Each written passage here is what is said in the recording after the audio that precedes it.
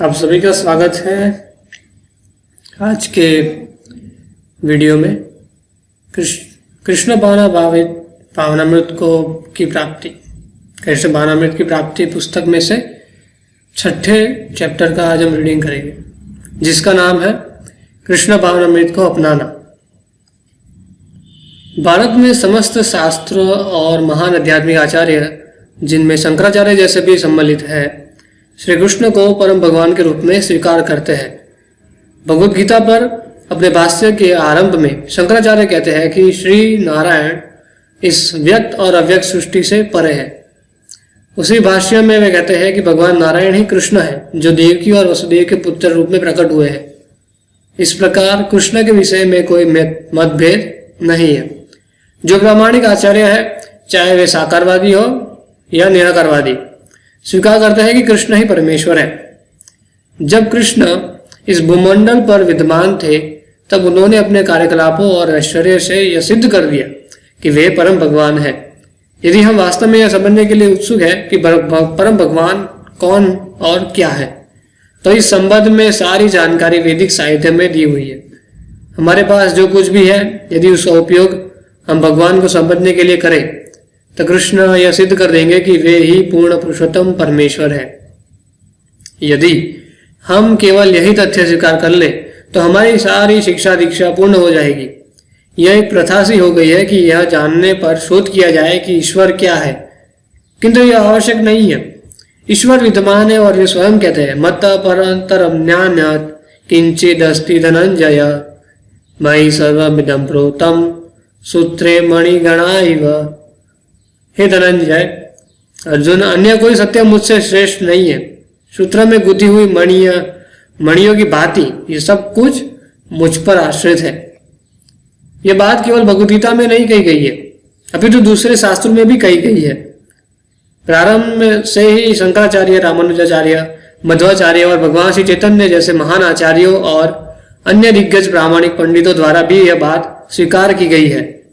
वर्तमान काल में भी जो लोग कृष्ण को परम भगवान के रूप में स्वीकार नहीं करते, वे भी उनके द्वारा अर्जुन को दिए गए ज्ञान भगवद गीता को स्वीकार करते हैं।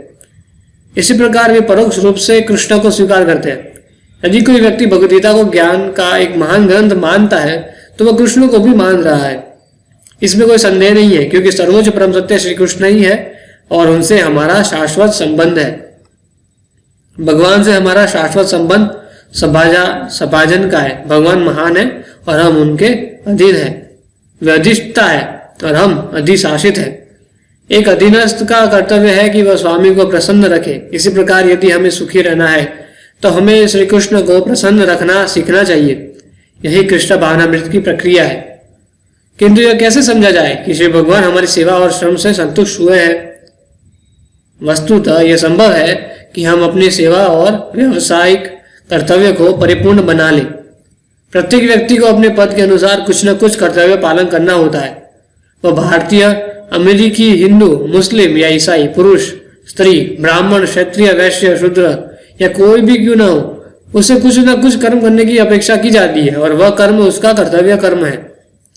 कर्तव्य कर्म की परिपूर्णता की परीक्षा यह है कि यह जांचा जाए कि क्या भगवान इससे कार्य से संतुष्ट हुए हैं या नहीं। इसीलिए पूर्ण पुरुषोत्तम भगवान के सच्चे प्रतिनिधि गुरु महाराज की खोज करनी चाहिए और उनके मार्गदर्शन में कार्य करना महत्वपूर्ण है। यदि गुरुदेव संतुष्ट होते हैं, तो हमें समझ लेना चाहिए कि भगवान भी संतुष्ट हुए हैं। इस बात को श्री विश्वनाथ चक्रवर्ती ठाकुर ने समझाया है। श्री गुरुदेव की कृपा से भगवान श्री कृष्ण की कृपा का आशीर्वाद प्राप्त होता है। श्री गुरुदेव की कृपा के बिना कोई भी व्यक्ति प्रगति नहीं कर सकता। अतएव मुझे श्री गुरुदेव का स्मरण करना चाहिए, दिन में कम से कम 3 बार।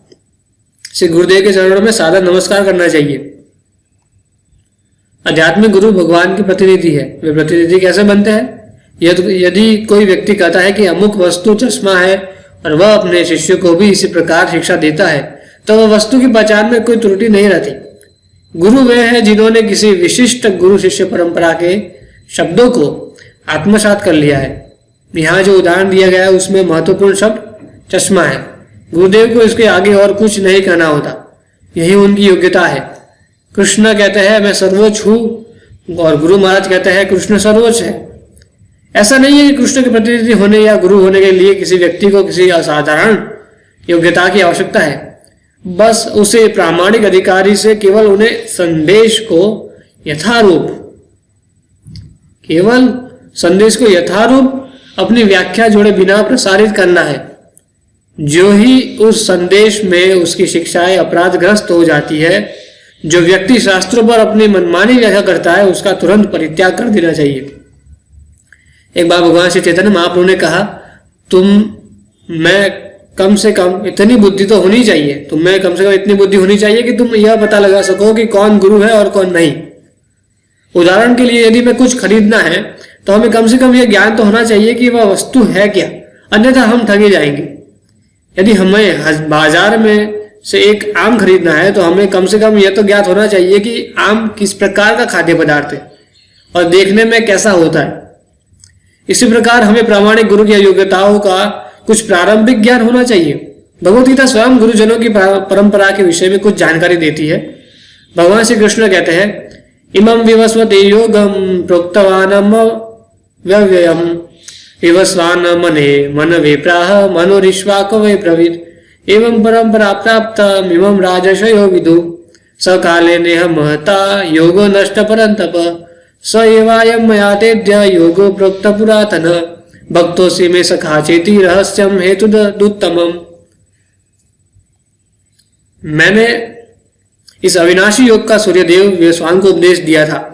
विवस्वान ने इसकी शिक्षा मानव जाति के पिता मनु को दी तथा मनु ने इक्ष्वाकु को दी। हे परंतप अर्जुन, इस प्रकार यह परम विज्ञान गुरु शिष्य परंपरा के द्वारा प्राप्त किया और इसे विधि से राजर्षियों ने इसे जाना, परंतु काल क्रम से वह परंपरा खंडित हो गई, जिससे यह विज्ञान अपने यथार्थ रूप में लुप्त प्राय हो गया। वही प्राचीन योग आज मैं तुमसे कहा है, क्योंकि तुम मेरे भक्त होने के साथ साथ मेरे सखा हो, अतएव तुम इस विज्ञान के दिव्य रहस्य को समझ सकते हो। वह मूल गुरु शिष्य परंपरा तो विच्छिन्न हो गई थी, किंतु उसी संदेश को हम भगवद गीता का अध्ययन करके प्राप्त कर सकते हैं। भगवद गीता में श्री कृष्ण अर्जुन से वैसे ही चर्चा करते हैं जैसे उन्होंने सुदूर अतीत में सूर्यदेव से की थी। यदि हम कृष्ण और अर्जुन के शब्दों को स्वीकार करते हैं तो हमारे लिए भगवद गीता को समझ पाना संभव हो सकता है, किंतु यदि हम गीता की व्याख्या अपने खुद के ढंग से करना चाहेंगे तो अर्थ का अनर्थ हो जाएगा। भगवद गीता को समझना सर्वोत्तम उपाय है। किसी प्रामाणिक गुरु की शरण लेना यह कोई बहुत कठिन बात नहीं है। अर्जुन कहते हैं, हे कृष्ण, मैं वह सब स्वीकार करता हूं जो आपने मुझसे कहा है, क्योंकि आप पूर्ण पुरुषोत्तम भगवान है। नष्ट मोह स्मृति लब्धा तत्प्रसादान्मयाच्युत स्थितोस्मि गत संदेह करिष्ये वचनम तव। अर्जुन ने कहा, हे कृष्ण, हे अच्युत, आपकी कृपा से मेरा मोह संशय से मुक्त होकर दृढ़ता से स्थित हूं। अब आपकी आज्ञा का पालन करूंगा। अर्जुन की बातें हमें भी श्री कृष्ण को पूर्ण पुरुषोत्तम परमेश्वर मानना चाहिए और वही करना चाहिए जो वे कहते हैं, यद करोषि यद अस्नासि यद जुहोषि यद ददासि यद पश्यसि कौन्तेय तत्कुरुष्व मदर्पणम। हे कुंती पुत्र अर्जुन, तुम जो कुछ कर्म करते हो, जो कुछ भोजन करते हो, जो कुछ हवन करते हो, जो कुछ दान करते हो और तप करते हो, इन सब को मुझे अर्पण करो। श्री कृष्ण इस भावना से स्वीकार करके हम पूर्ण ज्ञान प्राप्त कर सकते हैं। श्री कृष्ण को इस भावना से स्वीकार करके हम पूर्ण ज्ञान प्राप्त कर सकते हैं। किंतु यदि हम श्री कृष्ण को स्वीकार नहीं करते हैं और भगवद गीता की व्याख्या अपने मनमाने ढंग से करते हैं तो सब कुछ बिगड़ जाएगा। यदि हम निष्ठावान हैं तो कृष्ण की कृपा से हमें निष्ठावान गुरु मिल जाएंगे, किंतु यदि हम ठगे जाना चाहते हैं तो कृष्ण हमारे पास किसी ठग को भेज देंगे और हम जीवन भर ठगे जाते रहेंगे। वास्तव में यही तो चल रहा है। जो लोग श्री कृष्ण को यथार्थ रूप में तत्वतः नहीं जानना चाहते, अभी तो उन्हें अपनी अपूर्ण दृष्टि से समझ लेना चाहते हैं, उनके लिए भगवान श्री कृष्ण अज्ञात ही रहते हैं। पूर्ण प्रक्रिया यह है कि कृष्ण और उनके उपदेशों को स्वीकार करके उनकी प्रेममय भक्ति संपन्न की जाए। एकमात्र श्रीमती राधा रानी है जो परिपूर्ण प्रेममय भक्ति का मूर्तिमान स्वरूप है। ब्रह्म संहिता में श्रीमती राधा रानी को श्री कृष्ण की आध्यात्मिक शक्ति के विस्तार के रूप में वर्णित किया गया है। इस प्रकार वे श्री कृष्ण से अभिन्न है। गोपियां जो श्री राधा कृष्ण की सेवा करती है साधारण कन्या नहीं है। वे श्री कृष्ण की अलादनीय शक्ति का विस्तार है। श्रीमती राधा रानी एवं गोपियों को कभी भी साधारण स्त्रियां नहीं समझना चाहिए। निस्संदेह उनकी स्थिति को समझने के लिए हमें गुरु महाराज के मार्गदर्शन की आवश्यकता है। यदि हम जीवात्माएं वास्तव में श्रीमती राधा रानी की संगति करना चाहे तो यह संभव है। यद्यपि वे साधारण स्त्री नहीं है, स्वयं को उच्च भक्ति का अधिकारी बनाकर हम श्रीमती राधा रानी के संगी हो सकते हैं। भक्ति में सेवा में निराशा का कोई स्थान नहीं है। हम कितने ही छोटी से छोटी भगवत सेवा करें, उसकी वृद्धि होगी। भक्ति में सेवा कभी नष्ट नहीं होती। जहां तक भौतिक पदार्थों का संबंध है, इस संसार में हम जो कुछ प्राप्त करते हैं वह सब शरीर के नष्ट होने के साथ ही नष्ट हो जाता है। किंतु चूंकि हम सनातन चिन्ह में स्फुलिंग चिन्हकारी है, अतः हमारी आध्यात्मिक संपदा हमारे साथ जाती है और शनै शनै फलवती होती है। इस प्रकार जो लोग पहले इंद्रियातीत अध्यात्म चेतना का विकास कर चुके हैं, वे इस आंदोलन के माध्यम से कृष्ण भावनामृत के संपर्क में आते हैं। कृष्ण भावनामृत में रुचि सुलभ या सर्वसामान्य नहीं है। भगवद्गीता में कहा गया है कि लाखों करोड़ों मनुष्य में से कोई एक पूर्णता की प्राप्ति के लिए प्रयत्न करता है। यदि हम यह विज्ञापन करें कि केवल इस पुस्तक के अध्ययन और 15 मिनट ध्यान करने से कोई भी व्यक्ति तुरंत शक्ति प्राप्त कर सकता है, व्यापार में सफल हो सकता है, परीक्षा में उत्तीर्ण हो सकता है, तो अनेकानेक लोग इस पुस्तक की ओर आकर्षित हो जाएंगे। लोग कृष्ण भक्ति की ओर आकर्षित नहीं होते क्योंकि उन्हें माया द्वारा ठगी जाना अधिक पसंद है। वे सोचते हैं कि जीवन की परिपूर्णता बहुत सारा भोजन करने या 20 घंटे सोने या प्रति रात्रि तथा प्रतिदिन एक नया साथी प्राप्त करने में है। लोग इन्हीं बातों में रुचि रखते हैं, जीवन की परिपूर्णता में नहीं। प्रत्येक बुद्धिमान व्यक्ति को कृष्ण भावनामृत के साथ कम से कम एक प्रयोग को करना ही चाहिए। उसे कहना चाहिए, अच्छा मैं इस भोजन और निद्रा का सुख कई जन्मों से भोग रहा हूं। यह वस्तुएं तो मुझे अपने पशु और पक्षी के शरीर में भी सुख भोगने के लिए प्राप्त थी। अब इस मानव जीवन में मुझे पशु जीवन की 4 आवश्यकताओं आहार, निद्रा, सुरक्षा और मैथुन पर नियंत्रण लगाना चाहिए और मुझे कृष्ण भावनामृत की और प्रगति में अपना समय का सदुपयोग करना चाहिए। इस प्रकार मेरा जीवन सफल होगा। ऐसा नहीं है कि हमने कृष्ण भावनामृत शब्द को गढ़ लिया है। कृष्ण भावनामृत शब्द विश्व के इतिहास में प्राचीनतम है। मन मना भव मद्भक्त मध्याजी माम नमस्कुरु मामे वेश्यसि सत्यम ते पति जाने प्रियोसि में। मन मना भव मद्भक्त मध्याजी माम नमस्कुरु मामे वेश्यसि युक्तित्व महात्मा नाम मत्परायण। हे अर्जुन, सदैव मेरा चिंतन करो, मेरे भक्त बनो, मेरा पूजन करो और मुझे ही नमस्कार करो। परिणाम होगा कि निस्संदेह तुम मेरे पास आओगे। यह मैं तुमसे सत्य प्रतिज्ञा करता हूं कि तुम मेरे अतिशय प्रिय सखा हो। मन से नित्य निरंतर अनन्य भाव से मेरा चिंतन करो, अपनी देह को मेरी सेवा में लगाओ, मेरी शरण ग्रहण करो। इस प्रकार पूर्ण रूप से तुम मुझ में तन्मय हुए तो मुझको ही प्राप्त होगे। मन मना भव मद भक्तो, वाक्यांश का अर्थ है सदा मेरे में तन्मय रहो। बस यही कृष्ण भावनामृत है। भगवद गीता में भगवान श्री कृष्ण अनेक बार कहते हैं कि हमें इनकी उपासना करनी चाहिए, वंदना करनी चाहिए और उनकी शरण में भगवद गीता स्पष्ट रूप से आनी चाहिए। भगवद गीता स्पष्ट रूप से कृष्ण भावनामृत की नितांत आवश्यकता पर बल देती है और भगवद गीता को उपनिषदों का सार माना जाता है। ऐतिहासिक दृष्टिकोण से भी गीता का तुलना में कोई ग्रंथ नहीं ठहरता। पुरातत्व के प्रमाणों के आधार पर की गई काल गणना के अनुसार सिद्ध हुआ है कि कृष्ण ने भगवद गीता उपदेश कुरुक्षेत्र के युद्ध स्थल में 5000 वर्ष पूर्व दिया था। अतः यह कृष्ण भावनामृत आंदोलन ऐतिहासिक दृष्टि से भी 5000 वर्ष प्राचीन है। विश्व के इतिहास में इसका दर्शन प्राचीनतम है। यदि हम इसकी खोज और भी अद्वित में करना चाहे तो हमें ज्ञात होगा कि श्री कृष्ण ने इसका कथन पहले सूर्यदेव से किया था। श्री कृष्ण शाश्वत है और कृष्ण भावना भी शाश्वत है। कृष्ण भावना को इसी पद्धति से समझना चाहिए, इसे केवल एक कोरा सिद्धांत नहीं मानना चाहिए। जब कृष्ण भावना के किसी अन्य भावना से ढक जाती है तब हम अपने दूषित और परतंत्र जीवन का अनुभव करते हैं। आकाश के स्वच्छ होने पर हम सूर्य का तेजोमय मंडल देख सकते हैं, किंतु जब यह बादलों से ढक जाता है तो हम उसे नहीं देख पाते। हम सूर्य के प्रकाश का अनुभव तो कर सकते हैं किंतु हम स्वयं सूर्य मंडल को नहीं देख पाते। जब आकाश स्वच्छ रहता है तो सूर्य मंडल अपने सहज स्वरूप में होता है। इसी प्रकार हमारी चेतना या भावना शाश्वत रूप में कृष्ण भावना है और क्योंकि हम लोग शाश्वत रूप से श्री कृष्ण के अंश हैं। गीता में 15वें अध्याय में इसका प्रतिपादन किया गया है। ममेवांशो जीवलोके जीवभूत सनातन मनषष्टानि इंद्रियाणि प्रकृतिस्थानि कर्षति।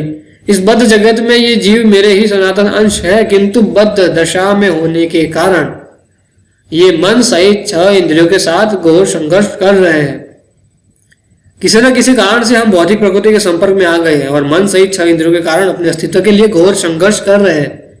यह डार्विन का सिद्धांत है, अस्तित्व के लिए संघर्ष, सर्वाधिक समर्थ जीव का प्रभुत्व। किंतु वास्तविकता यह है कि हमारी मूलभूत सहज स्थिति संघर्षात्मक नहीं है। संपश जीवन कस्ति, मनुष्य जीवन अपना होना चाहिए, उसका उद्देश्य आध्यात्मिक उन्नति होनी चाहिए। एक समय था जब भारत के लोगों के जीवन का सिद्धांत यही था और ब्राह्मण नामक मनुष्य का एक वर्ग था जिन्होंने स्वयं को पूर्णतः आध्यात्मिक संस्कृति के लिए ही समर्पित कर दिया था। यद्यपि ब्राह्मणों की संस्कृति युक्त जीवन पद्धति भारत के शास्त्रों द्वारा निरूपित है, तथापि यह केवल भारतीयों के लिए नहीं है, अपितु समस्त मानव जाति के लिए है। वेद समस्त जाति के लिए लिखे गए थे, किंतु यह कि जब वेद लिखे गए तब संस्कृति नाम से जिसका एकमात्र अस्तित्व था वह आज की भारतीय संस्कृति ही थी। उस समय पूरा ग्रह ऋषभदेव के पुत्र सम्राट भरत के नाम पर भारतवर्ष कहलाता था। महाराज भरत समग्र भूमंडल का शासन चलाते थे, किंतु शनै शनै यह पुंडल विभाजित होता गया। अतः वैदिक संस्कृत के एक सांप्रदायिक अर्थ में समझ लेना चाहिए, केवल भारतीय या हिंदू धर्म नहीं। प्राय धर्म शब्द का अंग्रेजी रिलीजन कर दिया जाता है, किंतु धर्म की रिलीजन का पर्याय शब्द लेना धर्म शब्द को गलत समझना है। सामान्य प्रयोग में रिलीजन शब्द किसी विशिष्ट प्रकार की श्रद्धा का बोधक है। धर्म शब्द ऐसा बोध नहीं कराता। धर्म प्राणी की सहज स्वभाव और प्रवृत्ति का बोध कराता है। उदाहरण के लिए जहां अभी अग्नि होती है वहां उष्णता और प्रकाश होता है। अतः यह कहा जा सकता है कि उष्णता और प्रकाश अग्नि के धर्म है। अग्नि अपना धर्म परिवर्तन नहीं कर सकती। इसी प्रकार जल का सहज आंतरिक गुण तरलता है और उसका यह गुण बदला नहीं जा सकता। यदि ऐसा हो जाता है तो उससे जल नहीं समझा जा सकता। जीवात्मा के धर्म का कभी बदला नहीं जा सकता और उसका वह धर्म है उसका सहज कर्तव्य अर्थात श्री भगवान की सेवा करना। श्रद्धा और रिलीजन बदले जा सकते हैं। आज मैं हिंदू हो सकता हूँ किंतु कल मैं एक ईसाई या मुसलमान बन सकता हूँ। इस प्रकार मत में परिवर्तन हो सकता है, किंतु धर्म की एक स्वाभाविक क्रम है, एक नैसर्गिक युक्ति अथवा एक सहज संबंध है। श्री कृष्ण कहते हैं, जो ही जीवों के धर्म के पालन में हानि होती है अथवा जब अस्वाभाविक कार्यकलाप की प्रवृत्ति होती है तब मैं अवतरित होता हूं। अनेक उनके अवतार का एक मुख्य प्रयोजन धर्म के सिद्धांतों की पुनः स्थापना करना है। वही धर्म पद्धति सर्वश्रेष्ठ है जो हमें भगवान की शरण में जाने के लिए सबसे अच्छे ढंग से प्रशिक्षित करती है। भगवद गीता का यही आधारभूत सिद्धांत है। जब तक हम धर्म का वास्तविक उद्देश्य जानते हैं हम अपने धर्म का चयन कर सकते हैं और हिंदू मुस्लिम बौद्ध ईसाई या और कुछ भी हो सकते हैं। वस्तुतः श्रीमद् भागवतम इस बात की संस्तुति नहीं करता है कि हम अपना वर्तमान धर्म छोड़ दें, किंतु वह धर्म के वास्तविक उद्देश्य को अवश्य अंकित करता है। वह उद्देश्य है भगवत प्रेम और वह धर्म जो हमें सबसे अच्छे ढंग से भगवत प्रेम की शिक्षा देता है वही सर्वश्रेष्ठ है। इस युग में विशेष रूप से जनता के विवेक चेतना में सामान्य ह्रास हुआ है। कुछ ही लोग याद रखते हैं कि ईश्वर है, किंतु अधिकांश लोग उन्हें भूलते जा रहे हैं। अतएव वे सुखी नहीं रह सकते। लोग सोच रहे हैं कि ईश्वर मर चुका है या कि ईश्वर के प्रति हमारा कोई कर्तव्य नहीं है या ईश्वर है ही नहीं। इस प्रकार के विचार कभी सुख का मार्ग प्रशस्त नहीं कर सकते। जब सभ्यता ईश्वर विहीन या अनिश्वरवादी हो जाती है जैसे कि इस समय है, तो ईश्वर या उनके प्रतिनिधि लोगों को परम चेतना के साथ उनके संबंध का स्मरण कराने के लिए आते हैं। जब श्री सनातन गोस्वामी ने भगवान श्री चैतन्य से पूछा, मैं कौन हूं, मैं सदैव दुखी अवस्था में क्यों रहता हूं, जब जीवों की स्थिति क्या है, सब जीवों की स्थिति क्या है? श्री चैतन्य महाप्रभु ने तुरंत उत्तर दिया कि जीव का सच्चा स्वरूप श्री भगवान का दास होना है। हमें दास शब्द को भौतिक सेवक के अर्थ में ग्रहण नहीं करना चाहिए। भगवान का दास बनना एक बहुत बड़ा पद है। लोग सदा किसी सरकारी पद या किसी प्रसिद्ध व्यापारिक प्रतिष्ठान में किसी स्थिति को प्राप्त करने का प्रयत्न सदा करते रहते हैं, क्योंकि इन स्थितियों में की गई सेवा द्वारा बड़े बड़े लाभ होते हैं। हम शासन की सेवाओं में तो अच्छा पद पाने के लिए अपील करते हैं, किंतु भगवान की सेवा में कई भगवानक सेवा में कई प्राप्त बात कभी सोचते नहीं। भगवान की सेवा की प्राप्ति हम नहीं सोचते कि उनके शासक है। भगवान सारी सत्ताओं है, भगवान की सारी सत्ता है, भगवान ही सर्वोच्च सत्ता है। श्री भगवान की सेवा ही धर्म है। इस धर्म का भिन्न देशों में भिन्न सांस्कृतिक जलवायु की परिस्थितियां या विशिष्ट में हम स्वतंत्र हैं। न ऐसा बाइबल कहती है, न कुरान, न वेद। तक यहां तक कि बौद्ध शास्त्र भी ऐसा नहीं कहते। बौद्ध दर्शन के अनुसार सामान्यतः न कोई जीवात्मा है, न कोई परमात्मा है। किंतु चूंकि वैदिक साहित्य में श्री बुद्ध को भगवान के अवतार के रूप में स्वीकार किया जाता है, अतः भगवान बुद्ध को स्वीकार करके मनुष्य वास्तव में परमेश्वर का ही अनुसरण करता है। श्रीमद् भागवत में भगवान के अवतारों की एक सूची दी गई है, जिसमें भगवान बुद्ध को भी एक अवतार के रूप में स्वीकार किया गया है। श्रीमद् भागवत की रचना व्यास जी द्वारा 5000 वर्ष पूर्व की गई थी और भगवान बुद्ध 2600 वर्ष पूर्व अवतरित हुए थे। इस प्रकार श्रीमद् भागवत में वस्तुतः बुद्ध के अवतार की पूर्व घोषणा की गई थी। भगवान बुद्ध ने उपदेश दिया था कि न ईश्वर है, न आत्मा है, ये शरीर पदार्थों का मिश्रण मात्र है, और जब यह भौतिक मिश्रण विलीन हो जाता है तब दुख और सुख की अनुभूतियां भी समाप्त हो जाएगी।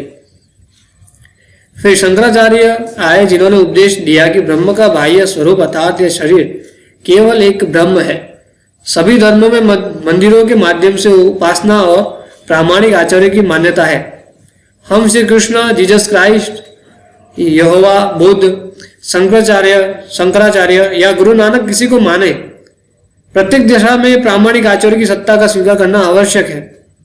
भगवद गीता में भगवान श्री कृष्ण को परम अधिकारी माना गया है। कभी कभी कृष्ण स्वयं प्रादुर्भूत होते हैं और कभी कभी वे अपने अवतार के रूप में आते हैं। कभी कभी वे शब्द ध्वनि के रूप में अवतरित होते हैं और कभी कभी एक भक्त के रूप में प्रकट होते हैं। अवतारों की विभिन्न कोटियां हैं। इस युग में भगवान श्री कृष्ण अपने पवित्र नाम के रूप में अवतरित हुए हैं। वह है हरे कृष्ण कृष्ण कृष्ण हरे हरे, हरे राम राम राम हरे हरे। इस कलयुग में श्री कृष्ण शब्द ध्वनि के रूप में अवतरित हुए हैं। ध्वनि की एक स्वरूप है जिसे श्री भगवान धारण करते हैं। इसलिए कहा जाता है कि कृष्ण और उनके नाम में कोई भेद नहीं है। आज लोग श्री भगवान के साथ अपने संबंध को भूल गए हैं। कृष्ण संकीर्तन समस्त संसार के लोगों को इस स्मृति से मुक्त कर श्री कृष्ण नाम का कीर्तन करें या कीर्तन के साथ संबंध हो जाए तो हम जीवन की सर्वोच्च परिपूर्ण स्थिति तक पहुंच जाएंगे। श्रीमद् भागवत के अनुसार भिन्न भिन्न युगों के लिए भिन्न भिन्न आध्यात्मिक का साधन है, कि तो प्रत्येक साधन का सिद्धांत सभी युगों में लागू रहता है। ऐसा नहीं है कि हरे कृष्ण का कीर्तन इस कलयुग में ही प्रभावशाली है और सतयुग में नहीं था। ऐसा भी नहीं है कि करते थे। सतयुग में ध्यान ही प्रमुख साधन था और महान मुनिगण 60,000 वर्ष की अवधि से भी अधिक समय तक ध्यान करते थे। किंतु इस युग में हमारी अल्पायु के कारण ध्यान द्वारा वह परिपूर्णता संभव नहीं है। इस कारण इस युग में विशेष रूप से यह भाग्यहीन भी है और साथ ही कुसंगति से दूषित भी है। श्री चैतन्य महाप्रभु ने इस महामंत्र के संकीर्तन का प्रवर्तन किया। हरे कृष्ण कृष्ण कृष्ण हरे हरे, हरे राम राम राम हरे हरे। यह मंत्र भगवत प्रेम के प्रचार प्रसार का बड़ा ऐसा नहीं है कि संकीर्तन साधन की संस्तुति केवल कलयुग के लिए ही की गई है। वस्तुतः इसका अनुरोध सभी युगों के लिए किया गया है। सभी युगों में अनेक भक्त हुए हैं जो भगवान के नाम यही सौंदर्य है।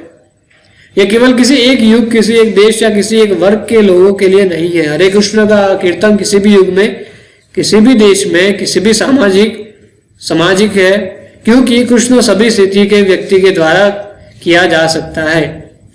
युगों, सभी देशों और सभी सामाजिक स्तरों के व्यक्तियों के लिए सर्वोच्च पूर्ण पुरुषोत्तम भगवान है।